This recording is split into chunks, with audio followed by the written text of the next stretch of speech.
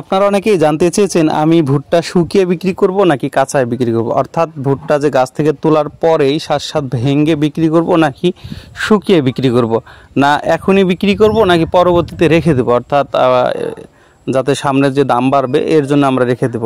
অনেকে এই বিষয়টা জানার জন্য নক করেছিলেন, কারণ আমার সাথে হয়তো আপনারাও তাল মিলে কাজ করতে চাচ্ছেন। আরেকটা বিষয়ে অনেকেই হয়তো জানতে চেয়েছেন যে ভুট্টা শুকিয়ে বিক্রি করা ভালো হবে নাকি কাঁচা বিক্রি করা ভালো হবে।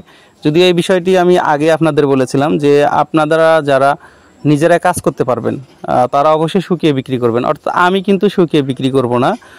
কারণ হচ্ছে আমি একা মানুষ, আমি যদি শুকিয়ে বিক্রি করতে যাই সেক্ষেত্রে কিন্তু লিভার নিতে হবে, আবার লিভার নিয়ে এই ভুট্টা শুকিয়ে আপনার তেমন লাভবান হতে পারবেন না। এই কারণেই আমার মনে হয় যারা নিজেরা কাজ করতে পারবেন না সেক্ষেত্রে কাঁচা বিক্রি করতে পারেন।